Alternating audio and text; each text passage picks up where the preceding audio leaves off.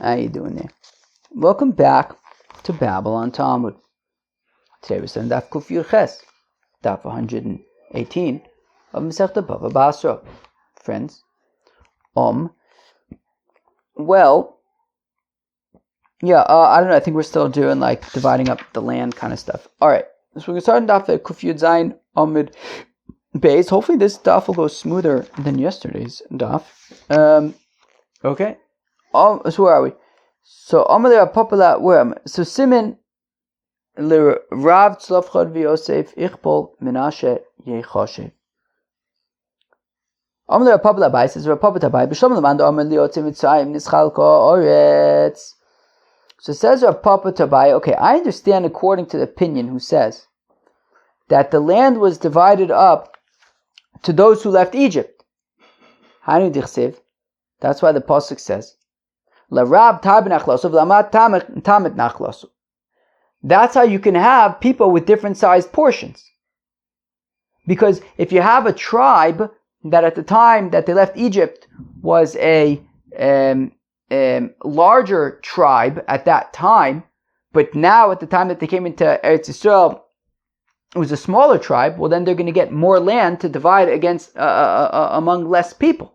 So you can have people, right, they're getting more, whereas if you have a smaller tribe at the time that they left Egypt, and now, Baruch Hashem, they are very large, you're going to have a smaller amount to be divided among a lot of people. My brother came in, he doesn't want me to, he doesn't want to be on the show, but he knows that if he comes in, and he tries to do the laundry, and to put it in the dryer, even though he doesn't know how to deal with the fact that it's broken, and he's going to get water everywhere.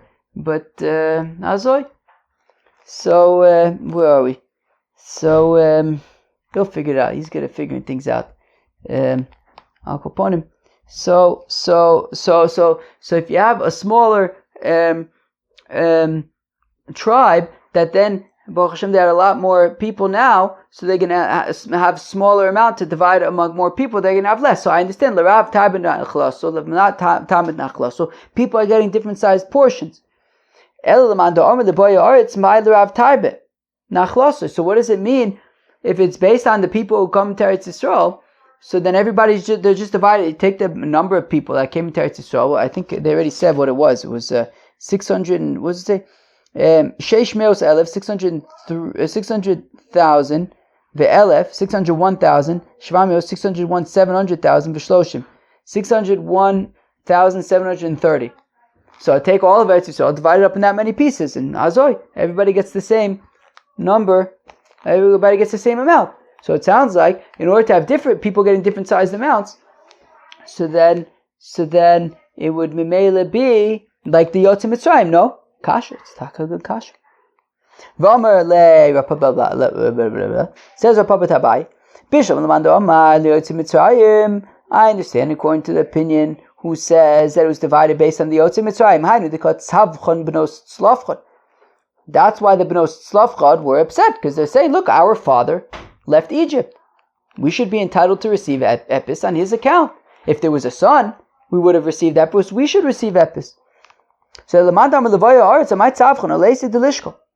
but if you say that it's based on those who come into Eretz Yisrael, what are they screaming and yelling about? They're girls. Girls, right? The portions are only being divided out to boys between the age of 20. I think that was wrong about that. Above the age of 20. Girls are not boys above the age of 20, and therefore, like you scream and shout all you want, but that's not going to change that. And therefore. So if you say it's based on those who left Egypt, so they're saying, look, our father was entitled to receive epis. We are here to inherit him. But if it's based on those who, right, boyaretz, those who come to Eretz Yisrael, look, the rules are you have to be a boy 20 years old.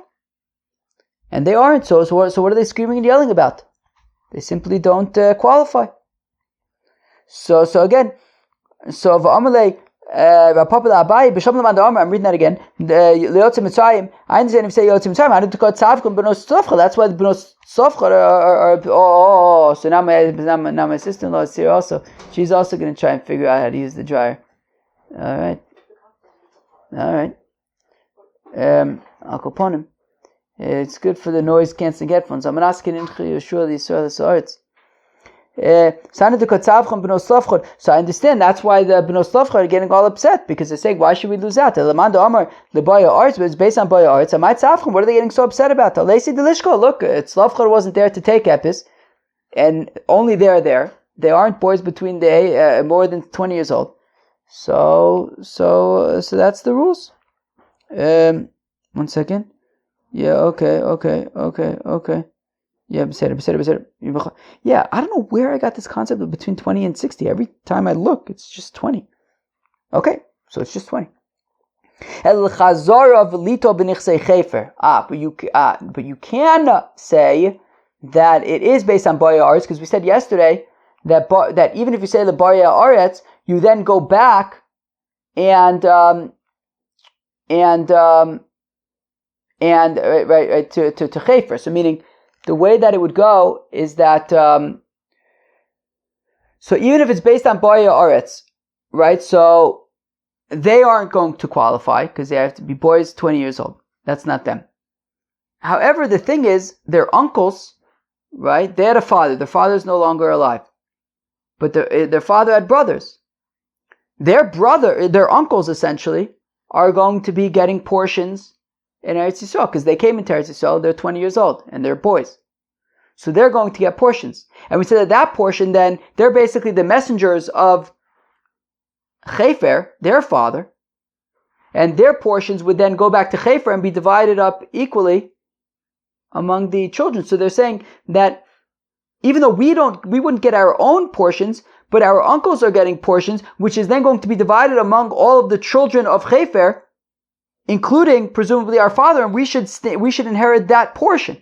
So you could say that, right, that that it is Boya Aretz, and what they were saying is that we should get the portion that our father would have gotten as one of the children of Chefer. Okay, so fine. So I understand if you say Liyotze Mitzrayim, well, then I understand what Yosef is getting the Bnei Yosef are getting all upset about, because they were now very large. And in Mitzrayim they weren't very large, and therefore they have to divide up not so much land among so much people. Bnei Yosef, that the people of Yosef got upset. Omar Leboya Oretz, Kulu Shaku. But if you say it's Boya Aretz, what are they getting so upset about?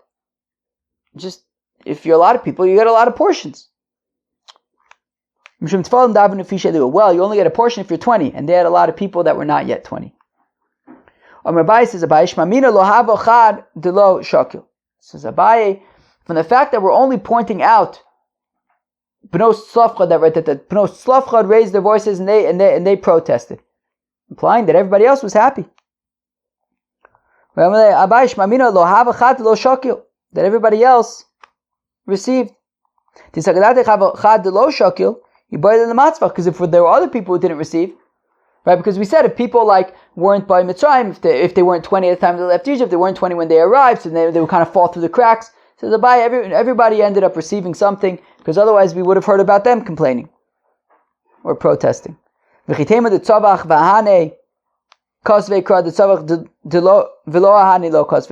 you'll say, well, no, maybe other people did protest, but they were unsuccessful. The B'no Slavcha were successful, and we only are going to record success stories. But the B'nai Yosef were unsuccessful, and yet we record them. So it must be that everybody else received that person. There were no more protests. So we say, no, well, the only reason... wait, what just happened? Wait, where am I? Right, but we say B'nai Yosef, that they cried out, and they weren't. Right, so therefore, if they... Wait. Right, so therefore, it... Wait, what? Now I'm confused. I confused myself. We're saying that everybody must have gotten a portion, right, because otherwise we would have heard about them. And if you're going to say that, well, maybe other people complained, but we only are listening to success stories. Yeah, they're just leaving the basement now. So I could blame my confusion on them. So, so what are we saying again? I just totally lost my train of thought. So if, what are we saying? So from the fact that we didn't hear about other people complaining, it must be that everybody received everything. And we say, wait, maybe other people did complain, but they were unsuccessful. We only mentioned the success stories. No, that can't be, because we also heard about Yosef, and they were unsuccessful. So therefore, we mention any complaints, and we only mentioned 2, therefore there were no others. And we're saying, wait, no, maybe there were others, but they were unsuccessful, and therefore we left them out. What about Yosef? Yosef was an exception, right? Where am I? The only reason why we mention Yosef is because we can learn a shtickle musa from it. That from this episode with Yosef, that they said, hey, we're receiving not a lot of land for a lot of people, we learn a musa haskel for about the ayin hara. Yoshua, this is what Yoshua says to them. Yoshua says to them, if you are really such a great and amazing, prosperous, large tribe, you should go and kind of go out of sight and hide away in the mountains. He says to them, go and hide yourselves in the forest, so that the ayin ra shouldn't, the evil eye shouldn't give you any problem, because you are such a prosperous and awesome tribe. Amrulay, so they responded, however, Onan mizar de Yosef de l'shalta ba bei eina bisha. We, however, come, we don't need to hide away to avoid the ayin hara, because we come from the offspring of Joseph, upon whom the ayin hara fails, does not succeed. The Pasuk says, "Ben Poras Yosef, Ben Poras Ali Oyin," that Yosef is a charming fellow, charming above, on top of the eye. From above says, "Abo Atikri Ali Oyin Ela Ole Oyin." That that Yosef is always above and victorious over the ayin hara. Rabbi Yosef Bar Chanina Amar says, Rabbi Yosef Bar Chanina Achaf, and here that there will be plentiful like fish amidst the land. My mechasim aleim, right? That's the blessing that Menashe, that Yaakov gives to Menashe and Ephraim. Says there will be like fish, and just like fish, the water covers them. V'inayin sholetes boim, you can't see them. Avzar shel Yosef, also the offspring of Joseph. V'inayin sholetes boim, the evil eye does not affect them. The Mishnah had said that, was it the Mishnah or was it the Gemara? I think it was talking the Gemara, right? Yeah, the Gemara says that Joshua and Caleb took the portion of the spies. How do we know this? The pasuk says, Yoshua ben Nun v'Chaleb ben Yefune chayu min anoshim, that Yoshua ben Nun and Caleb ben Yefune lived from these spies, from these people. My chayu, what does it mean that they lived? Ilem chayu mamish, it means that they mamish lived. That they lived. Everybody else died, and they lived. V'aksiv krachvina. We already have another pasuk that says that the only ones who survived were Caleb and Yoshua. So why do I need this other pasuk? My chayu. What does it mean? They lived. Shechayu b'chalkom. They lived in the portions of the other 10 who died. The complainers and the Adas Korach didn't receive a portion in the land.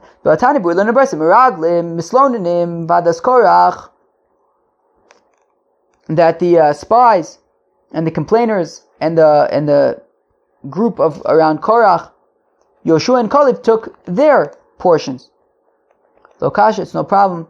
Mar makish mislonim l'meraglim, my lo makish mislonim l'meraglim. Well, if one opinion is that we compare the mislonim to the spies, and the other opinion is that we don't compare the mislonim to the spies. So if you compare the mislonim to the spies, well, just like Yoshua and Caleb took the spies' portions, they took the mislonim's portions oichet. But if you don't compare the two, so then Yoshua and Caleb took the meraglim's portions, but not the mislonim. The Tanis will in the Brisa Avinu Meis Bamidbar, that when the Bnos Tzlachot say that our father died in the desert, Zeh Tzlachot, that's a reference to Tzlachot. V'hu Lohaya B'socha Eda, but he was not amongst the Eda, so Adis Meraglim, the group of Meraglim. Hanei Adam al Hashem Eil Mislonim, that's a reference to the Mislonim. B'Adas Korach Kimashmod, it's a reference to Adas Korach. Mamakish mislonim the meraglim, umay makish lo makish misolonim le miraglim. That wait, what? Okay. Wait, what? Wait, what? What? Wait, what? Wait, what? What was it saying? Okay. Wait 1 second.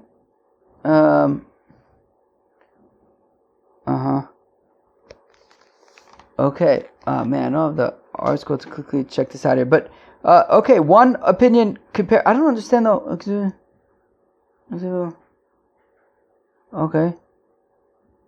Vaydi kamer adas korach k'mashmo maskana de milseir. Okay. The Seder. So one opinion compares the Misodim to the Meraglim and the other one doesn't. I feel I have to like go back and figure out something's reading here funny. Okay, my makish Misodim Meraglim, my low makish Misodim Meraglim. Ramalei Papa Labai says, or Papa Labai, who man the makish Misodim Meraglim, according to the opinion who does compare Misodim to the Meraglim, Ich bo Yeshua v'Chalev v'Yarsu l'Chol Eretz Yisrael. So Yeshua and Kalev are basically if you're comparing Mislonim to Meraglim, so Yoshua and Kalev got their own portions, plus the portions of the Meraglim, plus the portions of Mislonim, they're basically getting all of Eretz Yisrael. So Amalei Mislonim shebe'adas korach coming in over. When we say Mislonim, we're not talking about all of those complainers. We're talking about basically the Adas Korach. So Yoshua and Kalev got their own portions, the Meraglim's portions, and the Adas Korach's portions. Peace.